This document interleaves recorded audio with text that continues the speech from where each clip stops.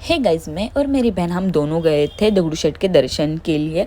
जाते टाइम हमने रिक्शा की थी और वहाँ पर जैसे ही पहुँचे पीसीएमसी के पुल पे तो इतना ज़्यादा अच्छा वेदर हो रहा था, हवाएं चल रही थी, तो एक दो फोटोज़ वीडियोज़ वगैरह क्लिक की।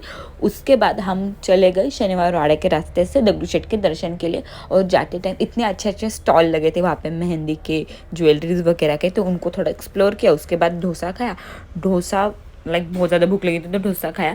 डोसा खाने के बाद हम गए नवग्रह मित्र मंडल के जो गणपति बप्पा है उसके दर्शन के लिए, उसका दर्शन किया। और उसके बाद हम गए कस्बा पेट के गणपति के दर्शन के लिए, बहुत अच्छे से उसका भी हमने दर्शन किया। और फिर हमने थोड़ी सी कॉफ़ी पी और फिर चल पड़े दगड़ू शेठ के दर्शन के लिए।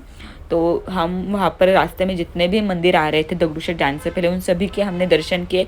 फाइनली हम लाइन में रुक गए और वहाँ पर हमको 45 मिनट्स लग गए दर्शन के लिए। उसके बाद हमने दर्शन लिए बप्पा के और फिर हमने एक राउंड लगाया जो मंडई है उसका। उसके बाद मंडई के गणपति के हमको दर्शन करने थे पर इतनी ज़्यादा भीड़ थी तो हमने वो स्किप कर दिया, नहीं दर्शन कर पाए, बाहर से हमने दर्शन कर लिए। और फिर हम चले गए तुलसी बाग की इस बार जो थीम थी गणपति बप्पा की वो वृंदावन की थी, जो बहुत ज़्यादा सुंदर दिख रही थी।